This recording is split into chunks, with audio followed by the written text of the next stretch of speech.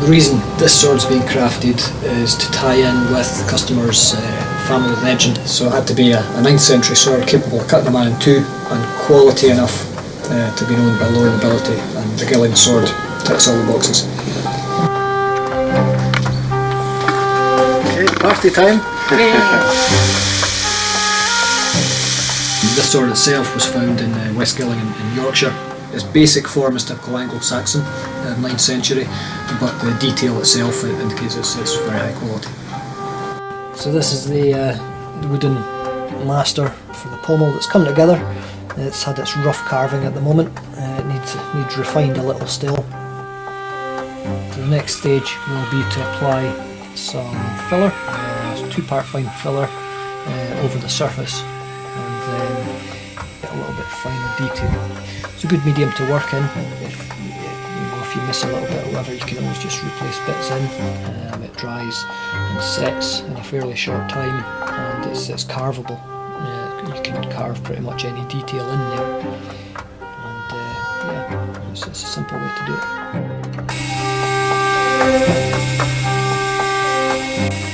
I like doing fine detail work and higher end work where possible.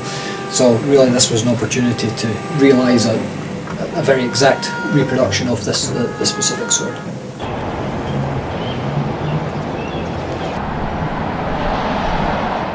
These grip ring sections will be cast in bronze and then silver plated, and there will be black wood, more than likely bog oak sections in between that. And the pommel itself will be cast in iron, silver plated completely, and then the sections that require blackening here should be stripped to the silver and then blackened. So these parts should be off to the foundry very soon.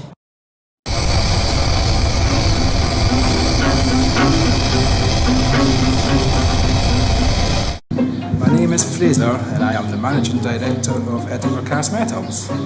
Our business is unique in the sense that we are the only foundry in Scotland to be using green sand moulding, which is a traditional way to making railings, plaques, sword pieces, engineering castings and various other castings, artwork and the like. Customer on demand really. Me and Paul have worked on various sword handles, pommels, grips, He-Man swords, other swords which I'm not 100% sure what it does with them. And yeah, the difficulty in the sword that we're doing at the moment was getting the hollow centres for the round areas and the hollow centre for the cast iron pommel were then problemsome. Most foundries tried to modernise, and now obviously we're traditionally cast iron, but obviously most modern processes are now in steel. You'll see steel works here, there and everywhere for costs. It's easier to work with, you can weld it, you can do so much more with steel, so new builds are generally all steel and it's just mostly restoration and conservation, all these types of projects which we get involved in. There we go. We have everything.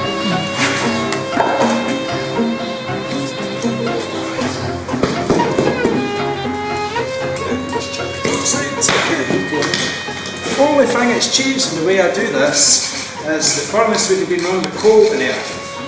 Obviously you can't do that. The smoke would be absolutely ridiculous. It would have been made with sand. People back in 1500 Bronze Age would have put it in some type of furnace, like I say, with the coals etc. They would have carried it with a ladle like that, with a pot like that, poured it like that. Every single thing would be the same. Apart from, again, at the end, we'll use a grinder. We would have used some type of sharp object to hack away at it to obviously get the gates away from it. But any old coin or anything you see would have been made this way. Also, we can give it a wee handle.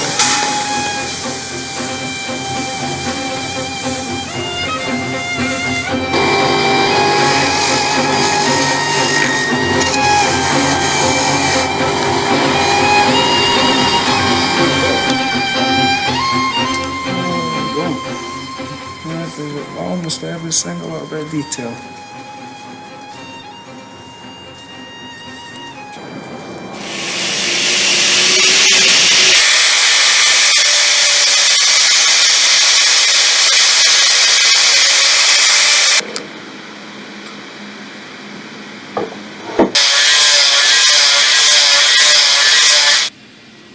Well, first thing I want to do is see how well that bronze blackens.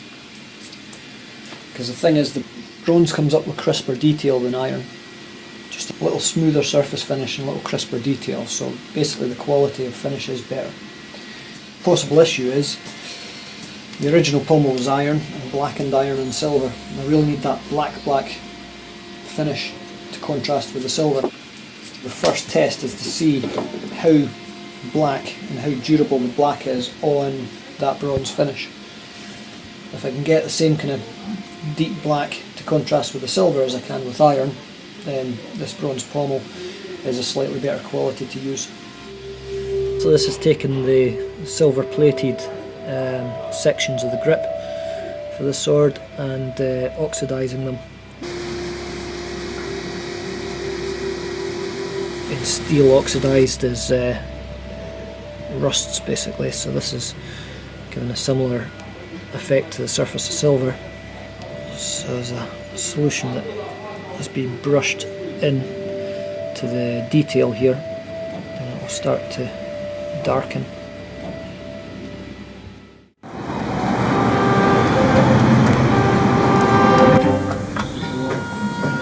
The blades arrived from Owen Bush. Owen Bush is regarded as one of the best bladesmiths in the country, and I was really delighted that he was happy to take on the work on making the blade itself.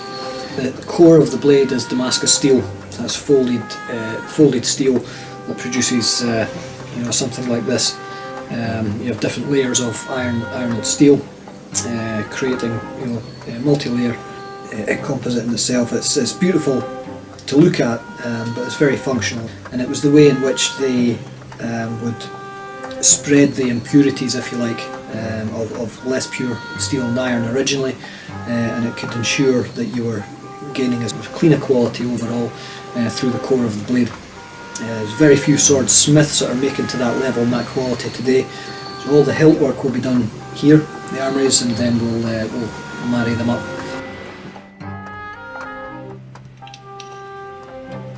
So all that remains at the moment is this tang has to be extended for the pommel, and then the individual pieces crafted in bog oak. So it's going to be a little bit challenging just to get everything absolutely, it has to be millimetric precision really, so it all fits absolutely perfectly. But it's going to be worth spending the time on doing that right. Anything out in that form will be quite obvious if you looked at it. So it just has to look as though there's no effort being involved in it, it's just a natural form.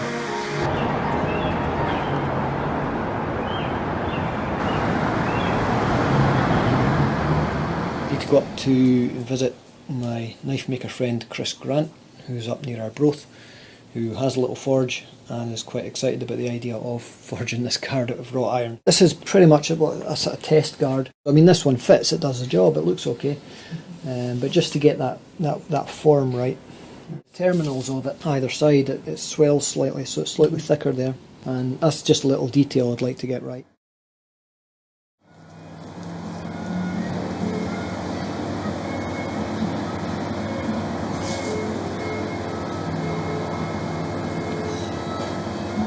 Antique, sexy stuff. Well, the bog oak has been collected up in the Highlands where we procured some recently.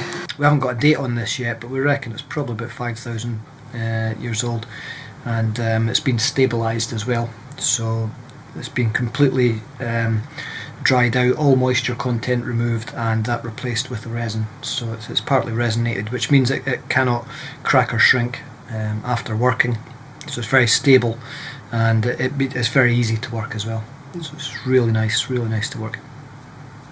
I'll pin the individual sections together so the grip's solid as one really, and then I'll just need to finish off the actual assembly method. Extend the tang so it's passing through the pommel, and finish a compression screw system at the top here that's going to be hidden over.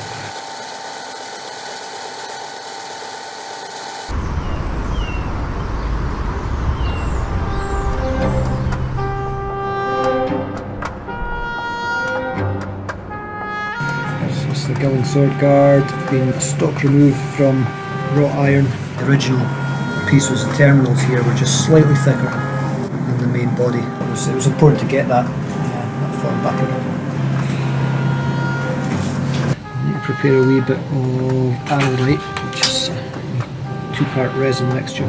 It's good stuff for a permanent fixture. So the aim is to replicate the sword really as it would have been originally, and that means replicating some of the asymmetry in some of the components. The pommel is in theory a symmetrical form, but due to the nature of it being handcrafted, so originally it is slightly asymmetrical. So in order to sort of do justice to the original, it's been necessary to replicate the complete form as asymmetrical as the original is. The blade fits into the recesses of the guard as well, which have been carved out so that it's effectively airtight. There's no daylight showing, no gaps. It's tight fit, which is good. Everything's marked on a sword to fit a particular way round as well. This is quite traditional. Usually there's just slight inconsistencies or irregularities that will make a piece fit one way but not necessarily the other way around. So you do find this on original sword fittings as well, little cross marks and so on to indicate which way something sits.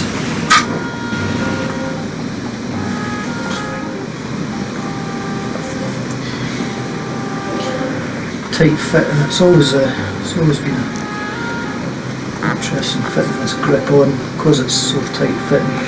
Because this is a very sharp blade, so you can't apply too much pressure on squeezing that blade, or you will cut yourself.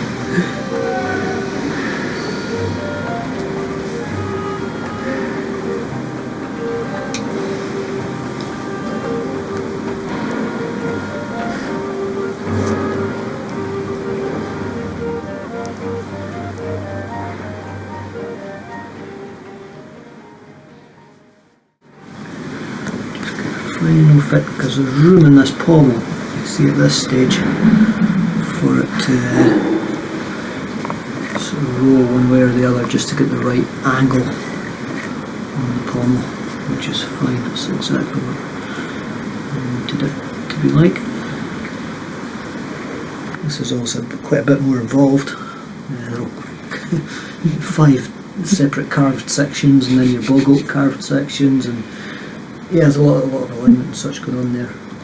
So yeah, that was all new, but it's a great challenge. That's what I saw when I looked at it, was, oh yeah, there's a lot to this, and it's going to be a great challenge to make it, and make it right. So that's what appealed, really. Definite sense of challenge. Something new. To develop yourself in any craft, you always have to be open to something new, working with new materials or certain methods or techniques. It's the only way you develop it. And generally, new techniques like that lead to new projects and such as well. That'll get cut to within about 1 millimetre of the top and then pinned over, hammered over. Exactly the same way of doing FS.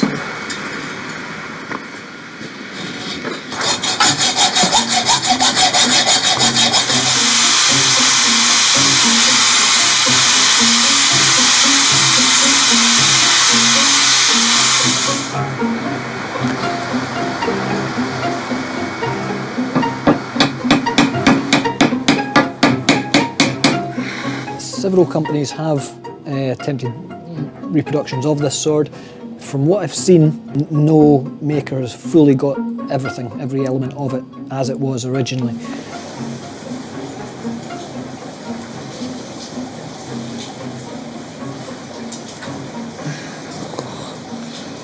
There we are. One Gilling sword. This, I believe, is probably the first attempt to really replicate every detail as it was and this is what really drew me to make the sword as well. To look at it in its excavated condition, it's really still stunning, but a shadow of what it once would have looked like. So to really bring it back to life is quite an exciting project. It's alright. This is the first time this sword has been completely brought to life. Yeah. The exact dimensions, same materials, same pattern weld in the blade, iron fittings, a few thousand-year boggle in the grip. That's a bit special too. Yeah. It's alright. It was one that I remember first seeing the picture of it, I mean just in its current state, and just realising how much of a gem of a sword it was, and think, you know, it was like, I just fell in love with it straight away. I thought, it's gorgeous, you know, and yeah, it was almost like a sort of, dream sword to make, you know. And there she is. How long was that? Was that 9 months, is it?